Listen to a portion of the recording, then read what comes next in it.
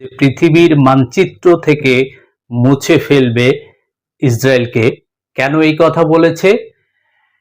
ব্রাজিলের একজন সাংবাদিক তিনি প্রকাশ করেছেন সম্প্রতি একটি খুব চাঞ্চল্যকর তথ্য। সেটা হচ্ছে যে আসিফ মনির, পাকিস্তানের সেনাপ্রধান আসিফ মনির এবং প্রধানমন্ত্রী শাহবাজ শরীফ সহ পাকিস্তানের এক বড় সংখ্যক ঊর্ধ্বতন কর্মকর্তাকে শেষ করে দেওয়ার প্ল্যান করেছে নাকি ইসরায়েলের মোসাদ, ইসরায়েলের যে গোয়েন্দা বাহিনী।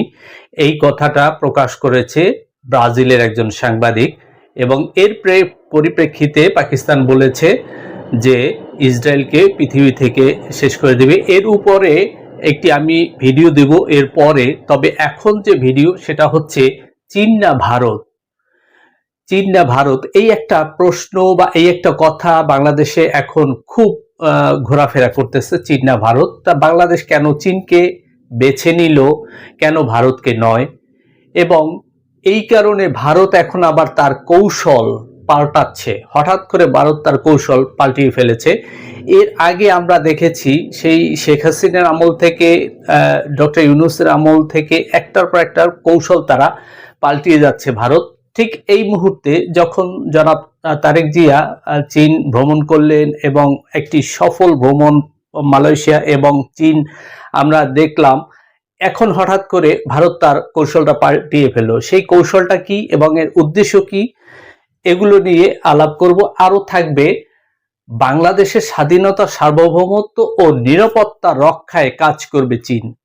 খুবই একটি গুরুত্বপূর্ণ বিষয়, যেটা বাংলাদেশের সর্বস্তরের মানুষ এই একটা জিনিস চায়, সেইটার উপরে কাজ করবে চীন।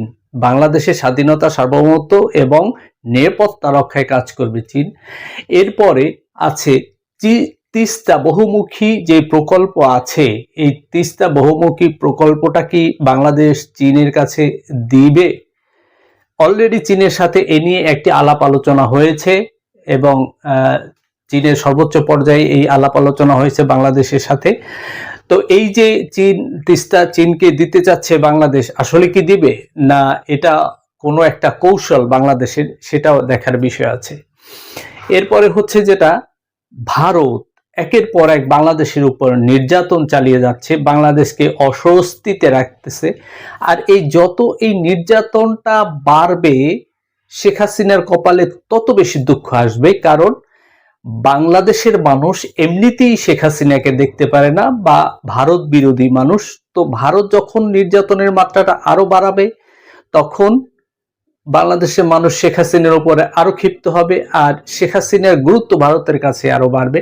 তো এই সব বিষয় নিয়েই আপনাদের সাথে আজকে আলাপ আলোচনা করব। আর সেই আলাপ আলোচনা শুরু করার আগে, এই গুরুত্বপূর্ণ বিষয়গুলো শুরু করার আগে আপনারা সকলে আমার দেশি আমার মা, এই যে আমার ইউটিউব চ্যানেলটা আছে, সেটাকে আপনারা সবাই বেল সহ সাবস্ক্রাইব করে আমার পাশে থাকবেন এবং আমার দেশি আমার মা, এই যে আমার ফেসবুক পেজটা আছে, এটাকেও ফলো করে আমার সাথে থাকবেন সবাই। তো প্রিয় দর্শক শ্রোতা, এখন আসুন আমরা আসল আলাপ আলোচনায় আসি। সেটা হচ্ছে পাকিস্তানের যে হুমকি ইসরায়েলকে, সেটা তো আমি বললাম। এরপরে একটা আমি ভিডিও দিব, এরপরে বিস্তারিত জানিয়ে একটি ভিডিও দিব। তবে এখন হচ্ছে চীন না ভারত, বাংলাদেশ কেন চীনকে বেছে নিল। তো আমাদের প্রধানমন্ত্রী জনাব তারেক রহমান, তিনি নির্বাচিত হওয়ার পরেই, ইলেকশনের পরেই বিভিন্ন দেশ থেকে তাকে ফোন দেওয়া হয়েছিল তাদের দেশকে ভিজিট করতে যাওয়ার জন্য। তার মধ্যে ভারত, চীন, মালয়েশিয়া, বিভিন্ন দেশ আছে।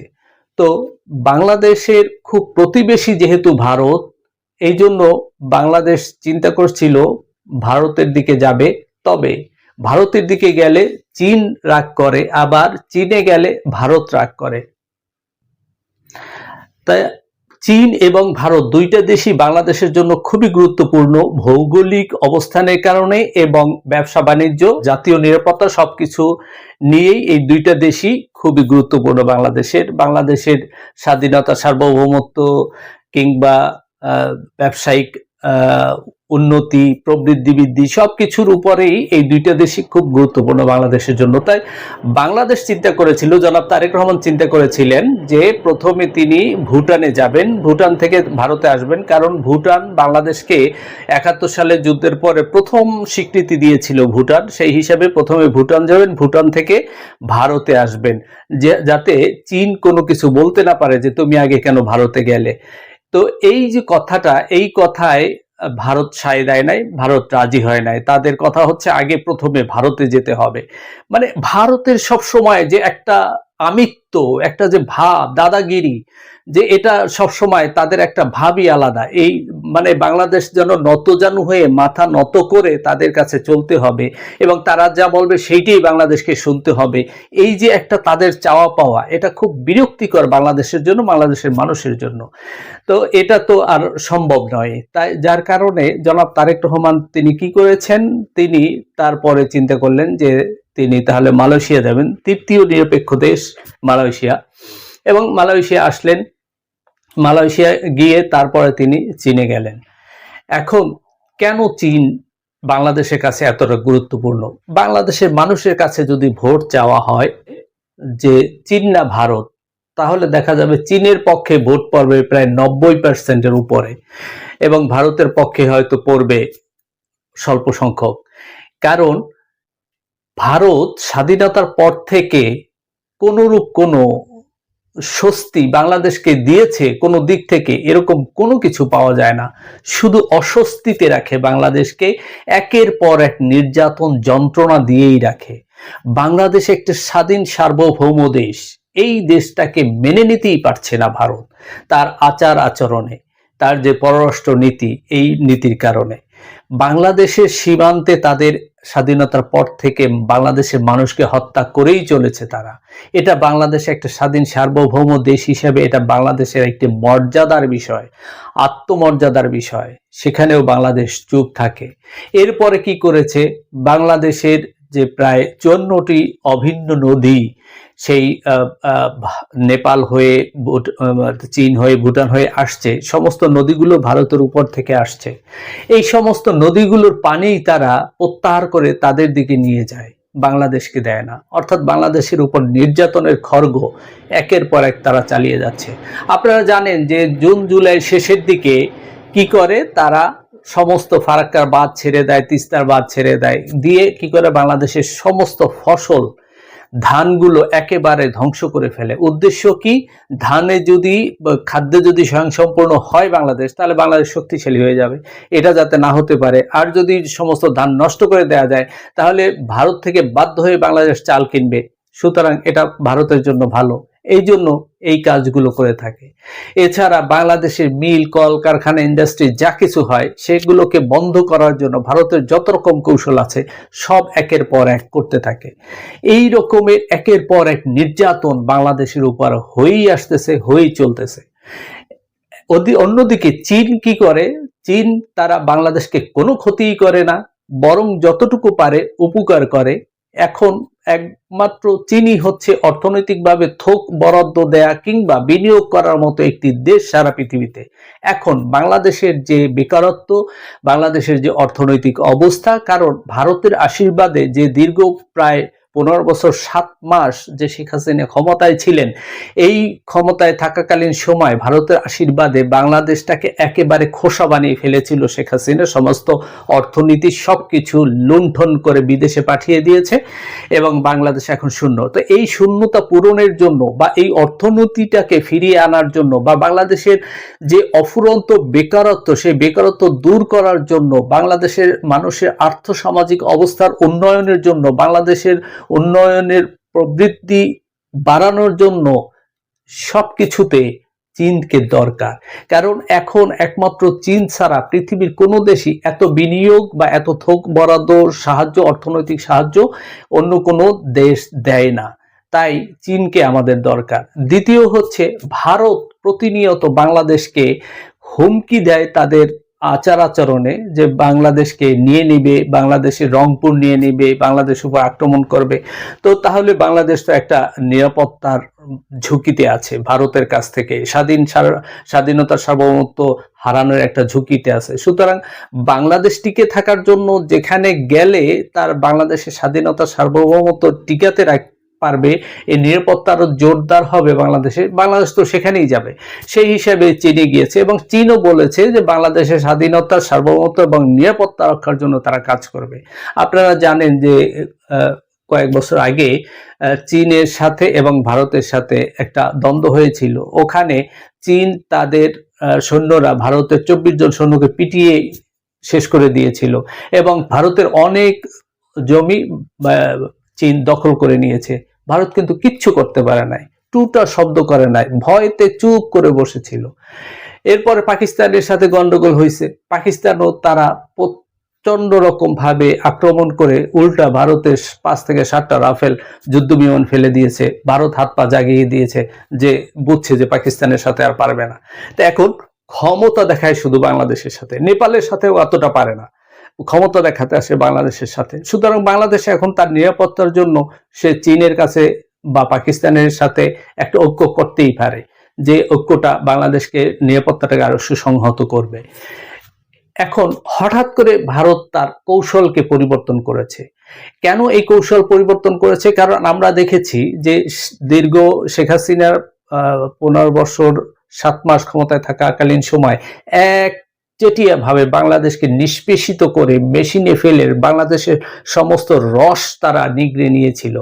কিন্তু যেই একটা গণঅভ্যুত্থান হলো, শেখ হাসিনার পতন হলো, এরপরে ভারত তার ওই কৌশল থেকে সরে আসলেন। সরে এসে কি বললেন যে অন্তর্বর্তীকালীন সরকার সে নির্বাচিত নয়, তার সাথে আমরা কোনো সম্পর্ক রাখবো না, তাই নির্বাচন চাই। অথচ শেখ হাসিনার আমলে কিন্তু নির্বাচন চায় নাই। কিভাবে শেখ হাসিনা একচেটিয়া ভাবে ক্ষমতায় থাকবে, সেই জন্য যা কিছু করার ভারত তাই করেছে। কিন্তু শেখ হাসিনার পতনের পরই নির্বাচনের জন্য ভারত খুব উদ্গ্রীব হয়ে গেল যে বাংলাদেশে নির্বাচন চাই এবং নির্বাচন হলে নির্বাচিত সরকারের সাথে ভারত কাজ করবে। এই জন্য তখন ভারত চেয়েছিল যে জামাতে ইসলাম যাতে ক্ষমতা আসে, কারণ জামাতে ইসলামের উগ্রতা যত বাড়বে তত ভারতের বিজেপি ভারতের কাছে আরো জনপ্রিয় হবে। জামাতে ইসলামের যত উগ্রতা বাড়বে, বিজেপি আরো বাংলাদেশকে আক্রমণ করার জন্য আরো সুযোগ পাবে। এই জন্য ভারত চেয়েছিল জামাতকে ক্ষমতায় আনার জন্য। কিন্তু এখানে পৃথিবীর অন্যান্য বন্ধু দেশগুলো তারা এটা বুঝতে পেরেছে, যার কারণে জামাত ক্ষমতায় আসতে পারে নাই। জনগণের প্রত্যক্ষ ভোটে নির্বাচিত হয়ে বিএনপি ক্ষমতায় এসেছে। এখন বিএনপি ক্ষমতায় আসার পরে ভারত বেশ উষ্ণতা দেখিয়েছিল। ভারত তাদের পররাষ্ট্রমন্ত্রী সে এসেছিলেন এখানে এবং ভারত থেকে জনাব তারেক রহমানকে ফোন দিয়েছিলেন, অনেক কিছু তারা করেছিলেন। তাদের ধারণা ছিল ওই যে দীর্ঘ 15 বছর 7 মাসে শেখ হাসিনার আমলে যেভাবে লুটে পেটে খেয়েছে, যেমন তাদের হাতের ভিতরে ছিল দেশটা মনে হয় এরকমই রাখতে পারবে তারেক জিয়াকে ভয় টয় দেখিয়ে বা বুঝিয়ে শুনিয়ে, কিন্তু এটা তো সম্ভব না।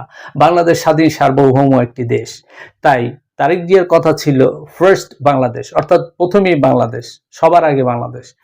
এই যে স্লোগান, এই স্লোগান নিয়ে তারেক জিয়া সামনে এগিয়ে যাচ্ছে যত দূর যাওয়া যায়। তো এখন ভারত তার কৌশল পরিবর্তন করেছে। সেটা হচ্ছে কি, ভারত এতদিন বাংলাদেশের মানুষকে ভিসা দেওয়া বন্ধ করে দিয়েছিল, ট্যুরিস্ট ভিসা কিংবা চিকিৎসার ভিসা অল্প অল্প দিত। এখন এই ট্যুরিস্ট ভিসা তো বাংলাদেশের মানুষের জন্য এত জরুরি না ভারতে, কারণ ভারত বাংলাদেশের মানুষের ছাড়া আরো অন্য অন্য দেশে যায়, মালয়েশিয়া যায়, থাইল্যান্ড যায়, ভিয়েতনাম যায়, তারপরে পৃথিবীর বিভিন্ন দেশে যায়, ইউরোপে যায়। তো বাংলাদেশের জন্য এতটা গুরুত্বপূর্ণ না। তারপরেও ভারত এখন এটা দিয়েছে। কি কারণে দিয়েছে? যাতে বাংলাদেশের মানুষ যদি অবাধে চলাফেরা করে, এর ভিতরে ভারত থেকে আরো কোনো মানুষকে হয়তো আনা যেতে পারে, বা বাংলাদেশের যারা ভারতপন্থী আছে তারা ভারতে যেতে আসতে পারবে এবং সেখানে কোনো নতুন কৌশল, নতুন কূটনীতি চালু করতে পারে যাতে বাংলাদেশটা অস্থিতিশীল করা যায়। এই অস্থিতিশীল করার জন্য বাংলাদেশের উত্তরবঙ্গে তারা একটা বিশাল মূর্তি করার প্ল্যান করেছে বাংলাদেশের সনাতনী ধর্মের মানুষদের দিয়ে, এবং এই অস্থিতিশীল করার জন্য তার বিভিন্ন পদক্ষেপ নিচ্ছে। সুতরাং এই যে তারা নতুন করে এই যে কৌশল করেছে, কারণ তারা দেখেছে যে বাংলাদেশ এখন চীনপন্থী হয়ে যাচ্ছে, মানে চীনের দিকে ঝুঁকে যাচ্ছে, বাংলাদেশের সমস্ত মানুষ এখন ওই পথে যাচ্ছে, চিকিৎসা থেকে শুরু করে ব্যবসা বাণিজ্য সবকিছু এখন পূর্বমুখী হয়ে যাচ্ছে। এখন তো ভারতকে আর পাত্তা দিচ্ছে না। এতদিন তো একটা ভাব নিয়ে আছিলেন যে হ্যাঁ বাংলাদেশকে ফেরত আসতেই হবে আমার কাছে, কিন্তু বাংলাদেশ তো পাত্তা দিচ্ছে না। এখন কোনো উপায় না পেয়ে এখন তারা কৌশল পরিবর্তন করছে। তিস্তা বহুমুখী প্রকল্পটা চীনকে দিতে চাচ্ছে বাংলাদেশ, এইটাই এখন আপাতত দেখা যাচ্ছে। এখন কেন দিতে চাচ্ছে? কারণ ভারত বাংলাদেশে পানি আটকে দিয়েছে, বন্ধ করে দিয়েছে, উত্তরবঙ্গ মরুভূমি হয়ে গিয়েছে। এখন এই উত্তরবঙ্গ মরুভূমিটাকে যদি বাঁচাতে হয় তাহলে এই তিস্তা বহুমুখী প্রকল্প অবশ্যই করতে হবে, বাংলাদেশকে বাঁচাতে হলে, উত্তরবঙ্গকে সবুজ করতে হলে। এখন ভারত এতে রাজি না, কোনোভাবেই এটা করতে দেবে। শেখ হাসিনাকেও করতে দেয় না, তত্ত্বাবধায়ক সরকার আমলে তখনও করতে দেয় নাই। এখন এই আমলেও তারা আবার বাদ সাধতেছে বিভিন্ন রকম ভাবে। এখন এইটা তারেক রহমান চীনের সাথে আলাপ করেছেন। এখন চীনের সাথে যেহেতু আলাপ করেছেন, ভারতের ভিতরে একটা ঝাঁকি লাগছে, ধাক্কা লাগছে। এখন ভারতের সাথে আলাপ আলোচনার একটা সুযোগ হয়ে গেছে। হয়তো তারেক রহমান বলতে পারে বা বাংলাদেশ সরকার বলতে পারে, ঠিক আছে তুমি পানি দাও, পানি দিলে তো আর আমার তিস্তা ব্যারেজ করা বা বহুমুখী প্রকল্প করার কোনো দরকারই নেই। তুমি পানি দিলে তো চীন এখানে আসবেই না, সেই চিকিৎসাকে ধারে কাছেও চীন আসতে পারবে না। তুমি পানি দাও, পানি দিলে তো আর কোনো নেই। তুমি পানি না দিলে তো আমাকে এটা করতেই হবে, আমার দেশে রক্ষার জন্য, আমার দেশে সবুজ বিপ্লব করার জন্য এটা আমাকে করতেই হবে, এছাড়া তো কোনো উপায় নাই। তো এই যে চীনের সাথে আলাপ আলোচনা করার কারণে একটা ভারতের সাথে কনভারসেশন করার একটা পথ খুলে গেল আর কি। এখন ভারত একের পর এক অত্যাচার নির্যাতন চালিয়ে যাচ্ছে বাংলাদেশের উপর। বাংলাদেশের উপরে যত বেশি ভারত অত্যাচার নির্যাতন চালাবে, বাংলাদেশের মানুষ ভারতের উপর তত বেশি ক্ষিপ্ত হবে, তত বেশি শেখ হাসিনার বাংলাদেশে আসার যে নিশ্চয়তা সেটা থাকবে না। শেখ হাসিনা আরো বেশি বাংলাদেশের মানুষের কাছে শত্রু হবে, কারণ বাংলাদেশের মানুষ জানে যাহা ভারত তাহাই শেখ হাসিনা, যাহা শেখ হাসিনা তাহাই ভারত। সুতরাং এখানে শেখ হাসিনা মানেই হচ্ছে ভারত। তাই ভারতের উচিত হবে একটি বন্ধুপ্রতিম দেশ হিসেবে স্বাধীন সার্বভৌম বাংলাদেশকে মর্যাদার সহিত সমানভাবে দৃষ্টি রেখে সমান মর্যাদার সাথে বিবেচনা করে বাংলাদেশের ন্যায্য অধিকার ফিরিয়ে দেওয়া, পানির ন্যায্য হিস্সা থেকে শুরু করে সবকিছু, বর্ডারে ক্লিং বন্ধ করা, পুশ ইন পুশ ব্যাক বন্ধ করা, তাহলে ভারতের সাথে বাংলাদেশের একটা খুব সুন্দর সম্পর্ক হবে। বাংলাদেশের মানুষগুলো ভারতের পক্ষে বা ভারতের দিকে ঝুঁকবে, নয়তো এরকম বিরোধ চলতেই থাকবে। দেখা যাবে সামনে কি হয়। ধন্যবাদ সবাইকে। আপনারা সবাই পরবর্তী আমার ভিডিওগুলো দেখার জন্য আমার দেশ ই আমার মা, এই যে আমার ইউটিউব চ্যানেল আছে, সেটাকে আপনারা বেল সহ সাবস্ক্রাইব করে আমার পাশে থাকবেন। সাথে সাথে আমার দেশ ই আমার মা, এই যে আমার ফেসবুক পেজটা আছে, সেটাকে আপনারা ফলো করে আমার সাথে থাকবেন। ধন্যবাদ সবাইকে। আসসালামু আলাইকুম ওয়া রাহমাতুল্লাহি ওয়া বারাকাতুহু।